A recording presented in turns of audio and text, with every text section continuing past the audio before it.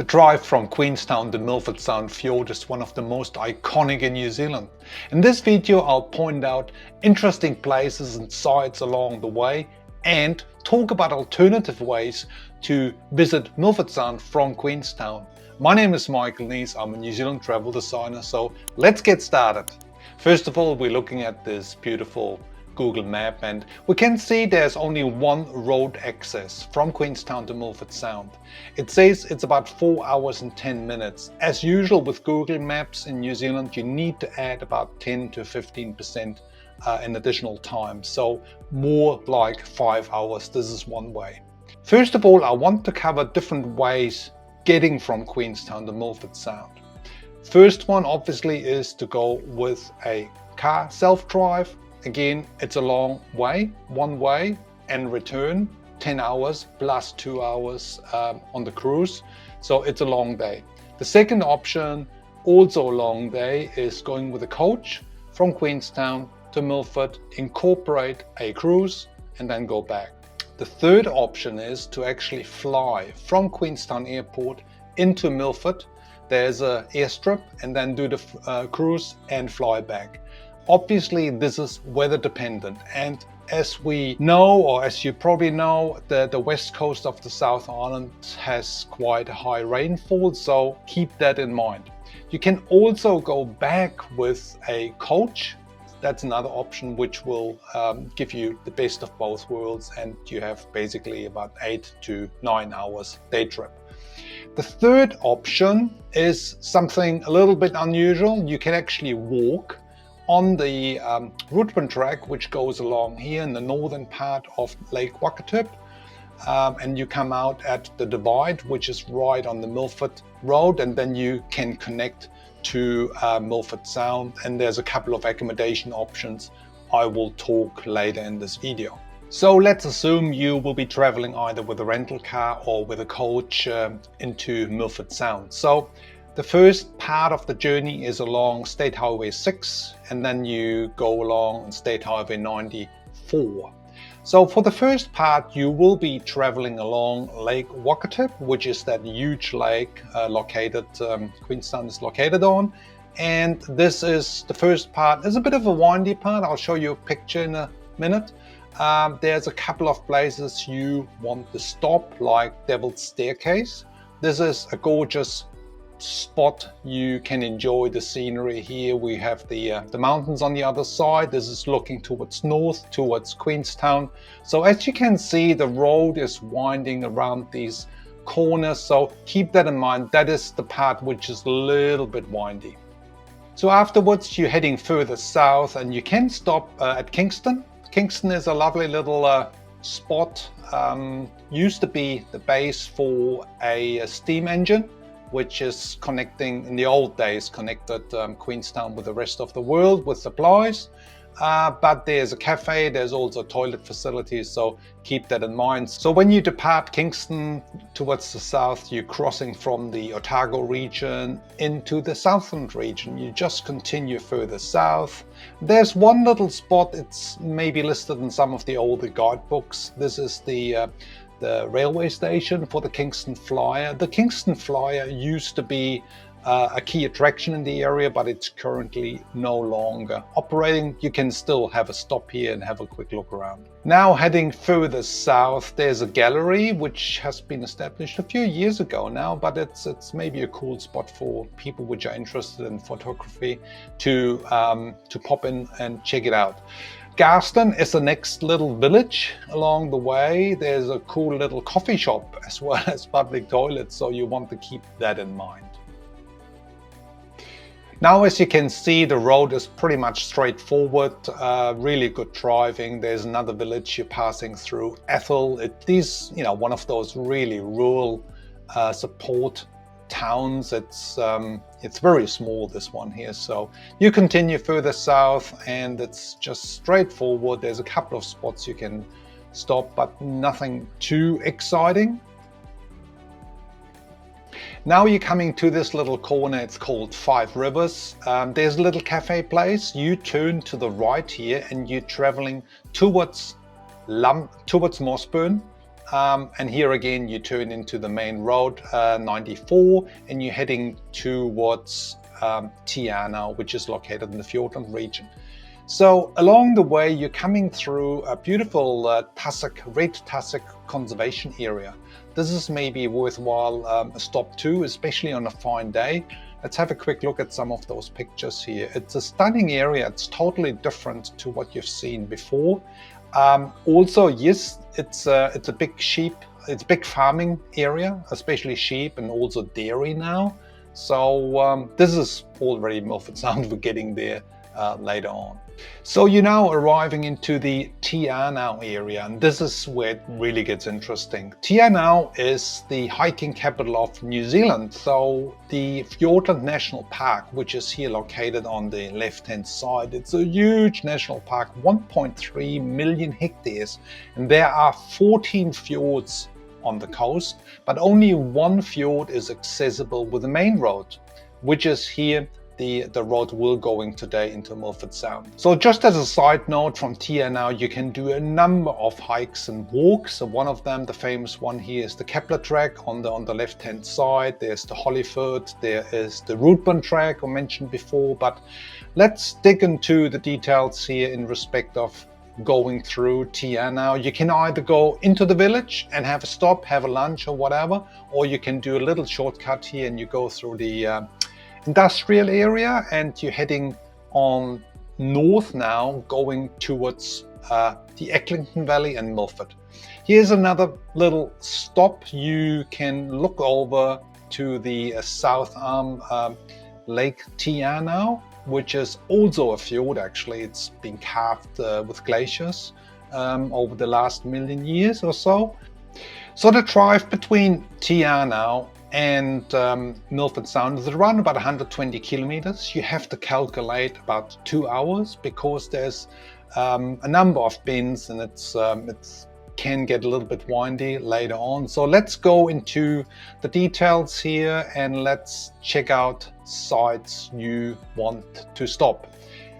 Here is Te Anau Downs. Te Anau Downs, for your information, this is the harbour for the Milford Track. So the Milford Track starts in the northern end of Lake Te Anau up here, and and finishes in Milford Sound. Actually, I talk about that later on. But from Te Anau Downs onwards, we're basically now entering the Fiordland National Park, and this is where it gets really interesting. You have the 𝗥𝗲𝗃𝗃 Valley. Let's have a quick look here. It's a huge valley where the main road goes through, and on a beautiful day, absolutely, there's a couple of places you want to stop. This is the main road, so it's pretty straight at this stage, but it will get more windy. One of the most popular places to stop is really Mirror Lake, and you have to time it a little bit. It can get quite busy, so there's enough car park available, but there are mainly a lot of coach tours and a lot of camper vans and rental cars stopping here, and it's a beautiful site, no doubt about it, but you want to time it right. Many people, if you actually can be there before 10 o'clock, it's perfect, but yeah, you have to time it a bit right to make the most out of it. So continuing traveling north, there's Lake Gunn. Again, a lovely site. Here's a campground, so some people might be interested with their camper van or with their van, and even with tents you can stay here. Just have a quick look. It's again a lovely site, just really a few hundred meters away from the main road. There are some toilet facilities. There's a small charge for that as well. So, but yeah, that's another option. But otherwise, Lake Gunn is a cool little place. I love this spot here, Lake Gunn, the northern point. You can actually go for a little swim. It's a bit chilly, of course, because it's in the mountains, but it's a stunning site and it's very popular. I mean, again, this is the main road going into Milford, so you need to expect, especially in the summer season, that there are lots of people around. So the next spot here is a place called the Divide. That's where the Routeburn Track starts. You can see the dotted line here. This is one of the most famous walks in New Zealand. I just show you the map first before you go into pictures, but that's what I talked about before, that you can connect between the Queenstown area and Fiordland through the Routeburn Track. And you see this dotted line here. You also can do a half-day walk up to Quay Summit. This is a spectacular area, especially on a fine day. Yeah, it's almost like a must-do. Therefore, I will have some suggestions later on how best to cover that area between Te Anau and Milford Sound. The Routeburn Track can be done in 3 days, so people would stay in huts. Like here is one of the huts, like Lake Mackenzie hut. Those huts need to be pre-booked because there's limited space, but they're extremely popular in the summer season. There is a self-guided option with Department of Conservation, and there's also a private hut option, which is this one, where you have bunk beds and food provided, etc. I got another video in respect of hiking in New Zealand, which I will list in the description box. So from the divide onwards, it will get a little bit more windy. And also here is a place you might be interested. This is the corner where you can go into the Hollyford Valley. Hollyford Valley is another stunning place. Can be done as a multi-day trek, or you can actually do day walks. Very popular is Lake Marian. That's a cool little walk. I'll show you a couple of pictures because it's so spectacular. It's not that popular, but it's still, you know, there's still people around. But look at that, on a fine day, it's almost like a must-do. Keep in mind, weather conditions can change very fast in the Fiordland region, so you need to be prepared for that. So along the way, you will have a number of stunning sites, like here's 𝗥𝗲𝗃𝗀𝗃𝗀 Falls, which is right on the main road. There's a car park on the other side. You need to be mindful. Here's the car park. You need to be mindful, obviously, about traffic. You catch up with some kea birds, which are the New Zealand mountain parrots. So this is one of the places you will see those guys. Don't feed them, because that is not good for the birds. Because this is not good for the birds in respect of having in the winter no food for them. So just before you come into the Homer Tunnel area, there's another cool little spot. It's called Monkey Creek. It's quite wide, the valley here, and there's a big car park, so you can stop and make these beautiful pictures into the mountains surrounding you. Again, everything was carved by glaciers. Again, some kea birds you can catch up with here. There's a youngster. You see that on the, not sure if you can see it, but has quite a yellowish bill. So that's an indication it's a younger bird. So for people which are really into hiking, 𝗥𝗲𝗃𝗀𝗃𝗀 or 𝗥𝗏𝗃𝗃 Valley walk up to 𝗥𝗏𝗃𝗃𝗀 is a stunner. But you need to be reasonably fit, and because it's getting quite high, and you can look down into Milford from this saddle, but I would highly recommend only to do this on a fine day and if you have good fitness levels. Now you're getting through the Homer Tunnel, which was constructed in the 1960s. It's around about 1.5 kilometers or so. It's a one-way tunnel, so there's actually a traffic light on the front, so you need to be aware of that. This is in the winter time. Obviously, in the winter time, the road, by the way, can be closed. So that's an option if you're traveling in between June and August, September. So there can be snow around. So once you come out of the Homer Tunnel, you see it's quite a kind of a zigzag road going downhill, but the scenery is just spectacular. We've got all these huge rock walls left, right and center, so you want to stop here and just absorb the atmosphere before you're heading down. If there's big rainfall, yes, it's not that pleasant sometimes, but the waterfalls, if it's big rainfall, are just really out of this world. Now, the chasm, this is an interesting one. It has been closed for quite a number of years now because they had a huge flooding and rock falls and everything. So, but apparently it's open again, at least part of it. It's a big car park in that area. Highly recommend you to stop there. There are waterfalls, it's lush green, it's just a beautiful, beautiful area. And yeah, take the opportunity to stop at the 𝗏𝗏𝗃𝗃𝗃. I'm not sure if this, I think that should be open, but some parts, as I've read before, are not open at the moment. Now we're getting slowly into Milford Sound, but here's another bridge you might want to stop and have a view. That is lovely, Doan River Bridge. Or again, if you're into more remoter walks and something really off the beaten, this is 𝗥𝗲𝗃𝗃𝗃𝗃 Valley River hike. It's much more basic, so it's you have to be a bit more experienced to actually do it and have good boots, because the track is not that greatly defined, so just be aware of that. That's the Doan River Bridge as well. There's the 𝗥𝗏𝗃𝗃𝗃𝗃 River. 𝗥𝗏𝗃𝗃 is actually Mount 𝗥𝗏𝗃 is the highest mountain in the Fiordland region. Right, we're now getting into Milford Sound. So let's have a few pictures around Milford Sound. It's one of the most visited places here in New Zealand. And you can do a number of activities. This is going out on a cruise. There are a number of operators doing it. There are smaller boats, larger boats. Here it's a classic picture. We got the Lion, that one's called the Lion, the dome there, and yeah, it's a beautiful, on a beautiful day. It's really hard to beat.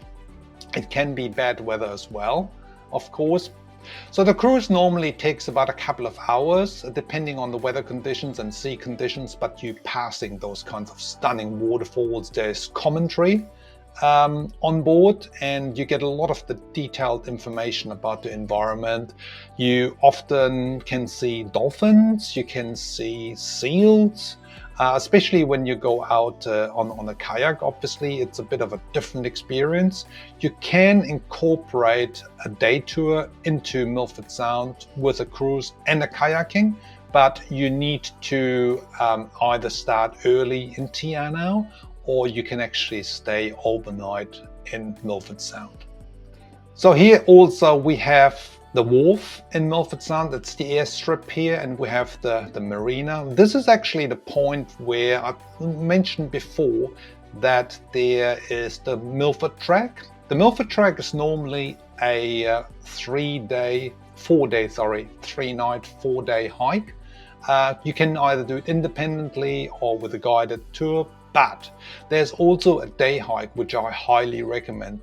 Basically what's happening, you can get picked up either here or in Te Anau, and you go with a water taxi, you go over to Sandfly Point, and I just have a quick look here, and this is basically the finish point for the Milford Track. It's 33.5 miles. Beauty is, in the morning you will not see fellow hikers, but they come usually in the afternoon after staying in the last hut. Here we have the water taxi picture, another one here.